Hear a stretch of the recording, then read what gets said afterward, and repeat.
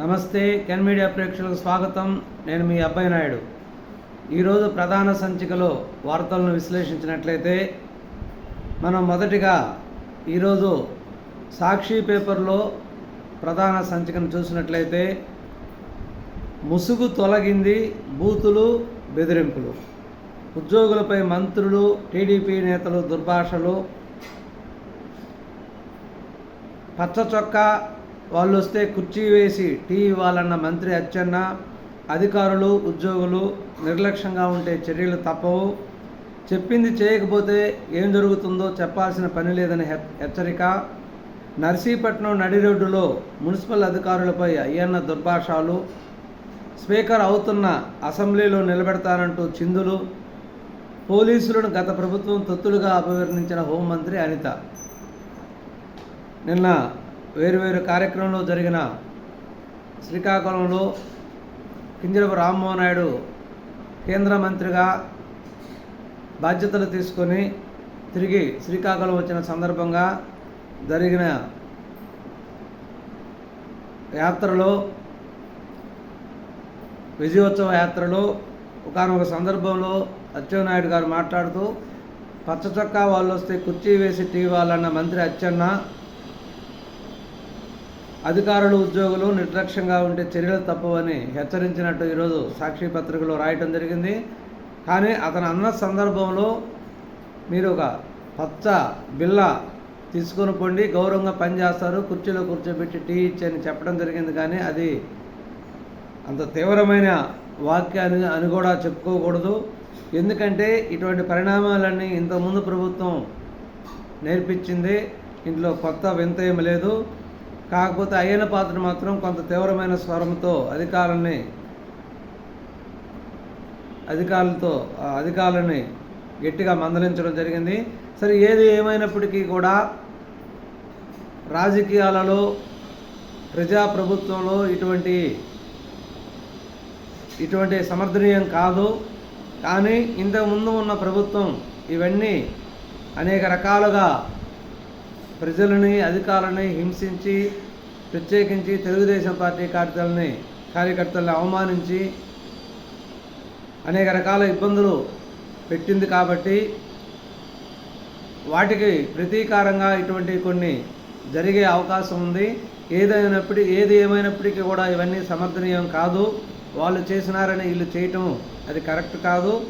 కాబట్టి ప్రతి ఒక్కరూ కూడా హుందాతనంగా ప్రవర్తించుకొని ఇంట్లో కొంత ప్రశాంతంగా రాజ్యాంగ అధికారాలని వినియోగించుకొని రూల్స్ ప్రకారం పాటించుకుంటేనే ముందు అందరికీ కూడా బాగుంటుంది. ఎందుకంటే వైసీపీ ప్రభుత్వంలో ఉన్నటువంటి ఇటువంటి దుష్ట కార్యక్రమాలను అన్నింటినీ కూడా, ఎందుకంటే అవన్నీ వాళ్ళు చేసి ప్రజలు ఓర్చుకోలేకనే కదా ప్రజలు తిరగబడి వాళ్ళని ఓడించింది. కాబట్టి మనం వాటిని రిపీట్ చేయడం కరెక్ట్ కాదు ఇప్పుడు.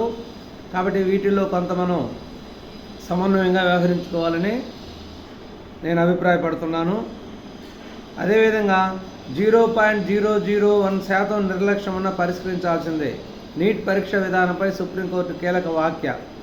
నీట్ పరీక్షలో ప్రశ్నాపత్రం లీక్ అయ్యి గందరగోళంగా ఏర్పడిన పరిణామాల మధ్య కొంతమంది కోర్టుకు వెళ్ళడం జరిగింది. కోర్టు దీని మీద తీవ్ర వ్యాఖ్యలు చేయడం జరిగింది. ఈ వైద్య విద్య కోర్సులో ప్రవేశాల కోసం చేపట్టిన నీట్ పరీక్షలో ఇటువంటి పరిణామాలు జరగడం బాధాకరం. ఇటువంటి 1% కూడా ఇటువంటి దాంట్లో తప్పు జరగకూడదు. ప్రజల ఆరోగ్యాలతో ఆడుకోకూడదు.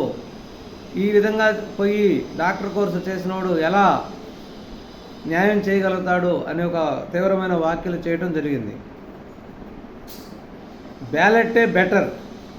అభివృద్ధి చెందిన ప్రజాస్వామ్య దేశాల్లో బ్యాలెట్ ద్వారానే ఎన్నికలు, దేశంలోనే బ్యాలెట్ పద్ధతిలో ఎన్నికలు నిర్వహించాలి. ఈవీఎంలను పక్కన పెట్టాలి. అప్పుడే ప్రజాస్వామ్యం నిస్సందేహంగా మనగలదు. ఎక్స్లో వైఎస్ఆర్సీపీ అధినేత వైఎస్ జగన్ పోస్ట్. ఈ స్టేట్మెంట్ చూస్తే నవ్వు వస్తుంది.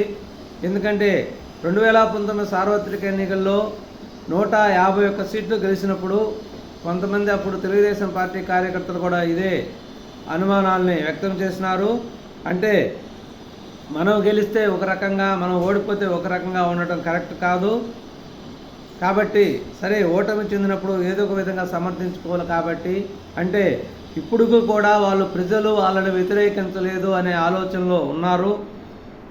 కానీ అది కరెక్ట్ కాదు. ప్రజలు మనల్ని ఎందుకు వ్యతిరేకించారు, ఇంత దారుణంగా ఎందుకు ఓడించారు అనే ఒక పోస్ట్ మార్టం చేసుకొని మీరు చేసిన తప్పులు, మీరు చేసిన వ్యవహారాల మీద మీరు ఆలోచించుకొని వాటిని మననం చేసుకొని పోస్ట్ మార్టం చేసుకుంటే మీకు కొంతన్నా ఆత్మ సంతృప్తి కలుగుతుంది.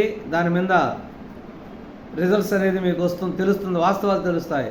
కానీ వాటిని పక్కన పెట్టి బ్యాలెట్లే బెటరు, ఈవీఎంలో ఏదో జరిగింది అని ఈ విధంగా అనుమానించడం కరెక్ట్ కాదు. పోలవరం పనుల్లో సంక్షోభం బాబు తప్పిదం వల్లే.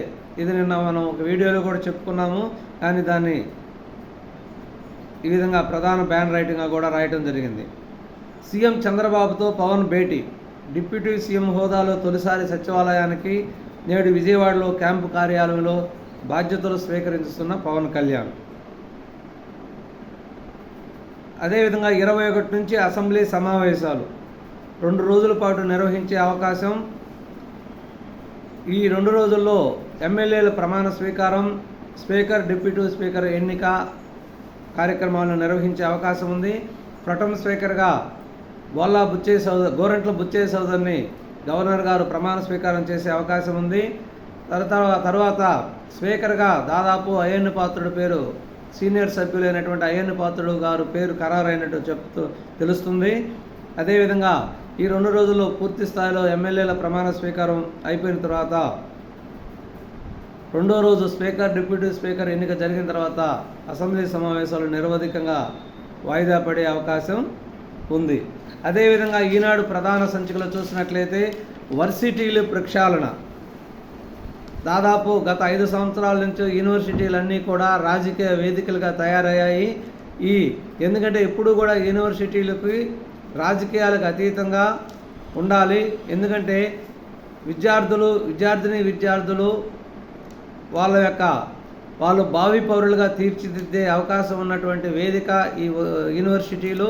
ఇటువంటి యూనివర్సిటీలో రాజకీయాలు ప్రమేయం కావటం చాలా బాధాకరము. ఇది ప్రభుత్వం ముందున్న తక్షణ సవాల్. ఉన్నత విద్యను గాలి కొదిలేసి వైకాపా భజన చేసిన వీసీలు, నియామకాలు లేక పాఠాలు చెప్పేవాళ్లే కరువు. ట్రిపుల్ ఐటీలకు 5 ఏళ్లుగా రెగ్యులర్ వీసీ లేరు. సంస్కరిస్తేనే రాష్ట్రంలో ఉన్నత విద్యకు మనుగడ. తర్వాత ఈనాడులో మరొక ప్రధాన ఐటమ్ ఏంటంటే ఉప ముఖ్యమంత్రికి పవన్ కళ్యాణ్కు అమరావతి రైతుల నీరాజనం. ఉప ముఖ్యమంత్రిగా నియమింపబడినటువంటి పవన్ కళ్యాణ్ గారు గ్రామీణాభివృద్ధి, పంచాయతీరాజ్ శాఖలు కేటాయించడం జరిగింది. ముఖ్యమైన శాఖలు. ఈరోజు నిన్న పవన్ కళ్యాణ్ గారు సచివాలయానికి వచ్చి తమ యొక్క ఛాంబర్ని వాటిని పరిశీలించుకోవడం జరిగింది. ఈరోజు ఉప ముఖ్యమంత్రిగా పదవి బాధ్యతలు చేపట్టే అవకాశం ఉందని చెప్తున్నారు. అమరావతి రైతులు పూలబాటగా మారిన సీడీ యాక్సెస్ దారి మొత్తం పూలతో అలంకరించి పవన్ కళ్యాణ్ గారికి నీరాజనం పలికినటువంటి అమరావతి రైతులు. గెలిస్తే ఒకలా, ఓడితే మరోలా. అదే వైఎస్ జగన్మోహన్ రెడ్డి గారు కామెంట్ చేసినట్టు ఈవీఎంల మీద ఈనాడు ప్రధాన సంచికలో ఈ విధంగా రాయటం జరిగింది. గెలిస్తే ఒకలా, ఓడితే మరోలా. 2019లో ఈవీఎంలపై ఎలాంటి ఫిర్యాదులు లేవన్నారు. ఇప్పుడు బ్యాలెట్ పత్రాలను వినియోగించాలంటూ ట్వీటు. ఎన్నికల ఘోర పరాజయంతో జగన్ కొత్త పాట. అడ్వకేట్ జనరల్గా దమ్మాలపాటి శ్రీనివాస్. రాష్ట్ర అడ్వకేట్ జనరల్గా దమ్మాలపాటి శ్రీనివాస్ నియమించారు. ఇంతకుముందు అడ్వకేట్ జనరల్గా ఉన్నటువంటి ఏజీ శ్రీరామ్ మరియు అదనపు అడ్వకేట్ జనరల్గా ఉన్నటువంటి పొన్నవూరు సుధాకర్ రెడ్డి వీళ్ళందరూ రాజీనామా చేయడం జరిగింది. ఆ రాజీనామాలను ఆమోదింపజేశారు. తదనంతరం దమ్మాలపాటి శ్రీనివాస్ని అడ్వకేట్ జనరల్గా నియమించడం జరిగింది. దమ్మాలపాటి శ్రీనివాస్ ఇంతకుముందు కూడా 2016 నుంచి దాదాపు 19వ సంవత్సరం దాకా అడ్వకేట్ జనరల్గా పనిచేయడం జరిగింది. అత్యంత సీనియర్ అడ్వకేట్. అదేవిధంగా తెలుగుదేశం పార్టీకి ముఖ్యుడు. ఎన్నో కేసులలో చంద్రబాబు నాయుడు గారిని చేసిన అక్రమ అరెస్టులో కానీ, అనేక కార్యకర్తల మీద అనేక మంది కార్యకర్తల మీద ఉన్న కేసులను కానీ వాదించి చేదోడు వాదులుగా నిలిచారు. కాబట్టి దమ్మాలపాటి శ్రీనివాస్కి అడ్వకేట్ జనరల్గా నియమించడం జరిగిందని చెప్పుకోవచ్చు. రాష్ట్రంలో 2 ఎమ్మెల్సీ స్థానికులు జూలై 12 ఉప ఎన్నికలు షెడ్యూల్ విడుదల చేసిన ఎన్నికల సంఘం సి రామచంద్రయ్య తెలుగుదేశం పార్టీలో చేరినందుకు గాను అతన్ని ఎమ్మెల్సీ పదవి నుంచి తొలగించడం జరిగింది. అదేవిధంగా మహమ్మద్ ఇక్బాల్ హిందూపురం వైసీపీ కంటెస్ట్ ఎమ్మెల్యే అభ్యర్థి 2019లో ఇతనికి ఎమ్మెల్సీ సీట్ ఇవ్వడం జరిగింది. తర్వాత తదనంతర పరిణామాల్లో వైసీపీకి రాజీనామా చేసి అతనికి ఇచ్చినటువంటి ఎమ్మెల్సీ స్థానాన్ని కూడా రాజీనామా చేసి తెలుగుదేశం పార్టీలో చేరడం జరిగింది. ఈ 2 ఎమ్మెల్సీ స్థానాలకు అంటే ఎమ్మెల్యే అభ్యర్థుల యొక్క ఎమ్మెల్సీ స్థానాలకు జూలై 12న ఉప ఎన్నికలు జరగవచ్చని ఎన్నికల కమిషన్ ఈరోజు షెడ్యూల్ విడుదల చేసింది. పథకాల పేర్లు పునరుద్ధరణ 2014-19 మధ్య అమలైన పథకాల పేర్లు మార్చిన వైకాపా ప్రభుత్వం పాత పేర్లనే పునరుద్ధరిస్తూ సాంఘిక సంక్షేమ శాఖ ఉత్తర్వులు. అంటే 2014 నుంచి 19 వరకు అప్పటి తెలుగుదేశం ప్రభుత్వం అనేక పథకాలను ప్రవేశపెట్టింది. ఆ పథకాలకు పేర్లు కొన్ని చంద్రన్న పథకాలు, కొన్ని ఎన్టీఆర్ పథకాలుగా పేర్లు ఉండటం జరిగింది. వాటన్నిటినీ కూడా వైకాపా ప్రభుత్వం వచ్చిన తర్వాత తొలగించడం జరిగింది. ఇప్పుడు 2024లో తిరిగి తెలుగుదేశం ప్రభుత్వం ఏర్పాటు కావడంతో పాత పథకాల పేర్లన్నీ కూడా ఇప్పుడు ఉన్నవి తీసేసి మళ్ళీ 2014-19లో ఏవైతే పేర్లు ఉన్నాయో వాటినే కొనసాగించాలని సాంఘిక సంక్షేమ శాఖ ఉత్తర్వులు జారీ చేయడం జరిగింది. ఇవి ఈరోజు వార్తల్లోని ముఖ్యాంశాలు. నమస్కారం. తిరిగి మరొక వీడియోలో కలుద్దాం.